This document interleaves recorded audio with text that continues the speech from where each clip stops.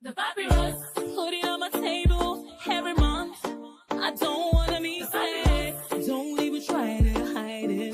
No, I don't wanna lose it. And you see how it is, it's so inviting. The papyrus, we're all so alive. The papyrus. This is the Papyrus TV news update from the National Assembly. You're welcome. First, the headlines. Inec rejects Senators' recall petition. Compulsory voting bill sparks outrage. Civil groups demand probe into Senate President. Masob slams Senate for ignoring Igbo hero. Civil groups demand justice over sexual harassment, misconduct claims. Lawmakers move to protect domestic workers. Now the details.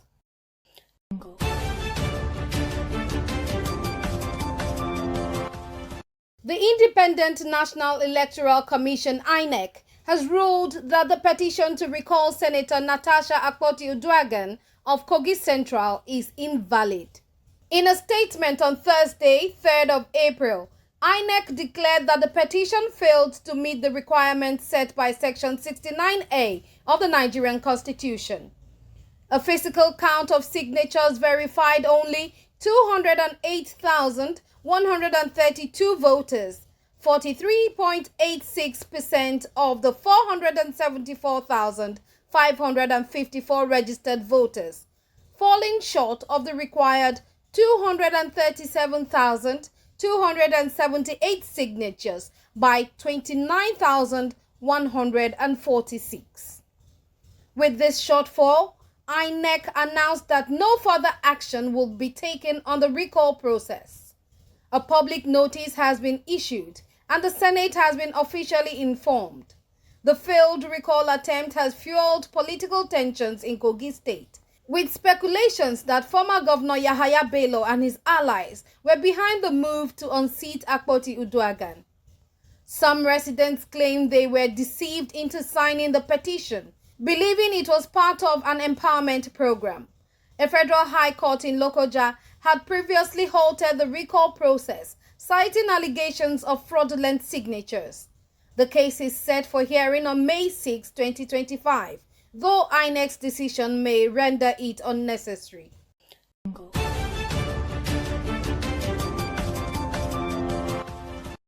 Meanwhile, a proposed law to make voting mandatory in Nigeria has sparked widespread opposition, with critics calling it repressive and unconstitutional.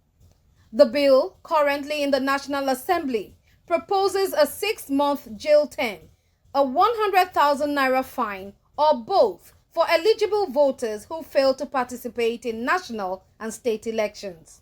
The Social Economic Rights and Accountability Project, SERAP, has urged Senate President Godswill Akpabio and House Speaker Tajuddin Abbas to withdraw the bill immediately. Instead, the group called for amendments to remove immunity for governors and their deputies involved in electoral offences, as well as prohibiting political party members from being appointed as resident electoral commissioners. SERAP argues that forcing citizens to vote contradicts democratic principles and human rights, insisting that voter apathy should be tackled through electoral reforms, not coercion. The group has threatened legal action if the bill is passed into law.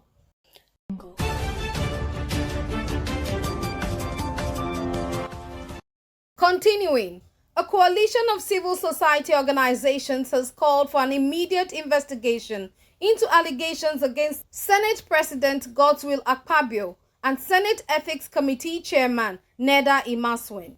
The group submitted a petition to the Legal Practitioners Disciplinary Committee, LPDC, highlighting concerns over ethical and legal violations that threaten Nigeria's democracy. Among the allegations is a claim by Senator Natasha Akpoti-Uduaghan that Akpabio directed former Kogi Governor Yahaya Bello to orchestrate her assassination and recall from the Senate. Akpoti-Uduaghan also accused federal institutions of colluding in the alleged scheme. Additionally, The coalition raised concerns over Imaswen's past disbarment in New York for fraud, questioning his suitability to chair the Senate Committee on Ethics. They also condemned Akpoti Uduaghan's 6-month suspension, calling it an abuse of power. The groups urged the Nigerian Bar Association (NBA) and the LPDC to take action while calling on the Senate to review the suspension. They also demanded an open investigation into the assassination claims and Inec's role in processing a recall petition allegedly submitted by an unregistered group. Akpabio's spokesperson dismissed the allegations, stating that the senator must prove her claims. He added that Akpabio remains focused on governance and would not be distracted by political attacks.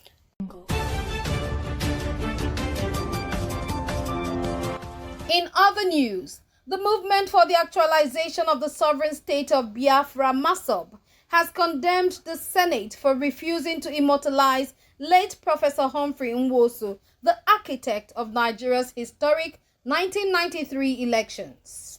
In a statement, MASOB accused the Senate of sidelining Nwosu because he was Igbo. The group argued that without Nwosu's efforts, there would be no Democracy Day celebration in Nigeria today. Nwosu, who chaired the defunct National Electoral Commission (NEC), oversaw the June 12, 1993 election, widely regarded as Nigeria's freest and fairest. However, his work was undermined when the military government of General Ibrahim Babangida annulled the election. MASOB praised Southeast senators and some non-Igbo lawmakers who supported Nwosu's recognition. The group called on Southeast governors to honor Nwosu at the state level, insisting that he remains a pillar of Nigerian democracy.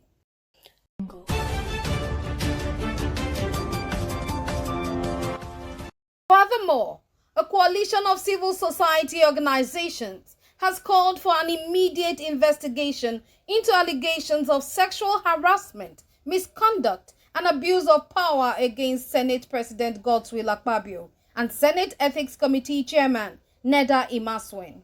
In a petition submitted to the Legal Practitioners Disciplinary Committee, LPDC, the organizations urged the Nigerian Bar Association (NBA) and the Chief Justice of Nigeria to ensure justice is served. The petition follows Senator Natasha Akpoti Uduaghan's public accusation that Akpabio sexually harassed her. She further alleged that her 6-month suspension from the Senate was orchestrated by Akpabio in retaliation. This is not the first time Akpabio has faced such allegations. In 2020, Joy Nunye, a former managing director of the Niger Delta Development Commission (NDDC), accused him of similar misconduct. Critics argue that his refusal to step aside for investigations undermines Nigeria's democratic and legal standards. The coalition also raised concerns about Senator Neda Imaswen's appointment as chairman of the Senate Ethics Committee, pointing out his 2010 disbarment in New York for fraud and professional misconduct. The petition describes him as grossly unfit for the role and condemns his recommendation for Akpoti Uduaghan's suspension. Their actions reflect a broader culture of impunity, where those meant to uphold justice instead subvert it for personal political gains, the statement read. The organizations demanded that the NBA and LPDC investigate both senators and take disciplinary action, including possible disbarment. They also urged Nigerian authorities to review Akpoti Uduaghan's suspension, ensuring compliance with constitutional and judicial precedents. With international media outlets like The Economist already highlighting these developments, the coalition warned that Nigeria's global reputation is at stake. The National Assembly must act now to ensure justice and uphold the rule of law, they concluded.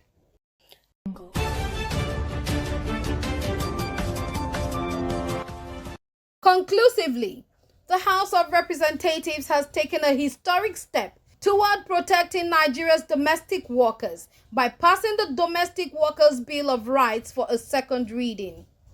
Sponsored by Representative Akin Alabi, APC Oyo, the bill seeks to establish fair wages, social security benefits, and legal protections for domestic workers. It also mandates written employment contracts and safeguards against abuse and exploitation.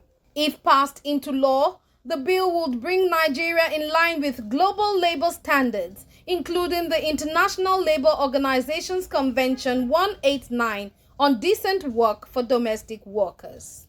The legislation has sparked bipartisan debate in the House, with lawmakers highlighting the urgent need to safeguard the rights and welfare of domestic workers across the country.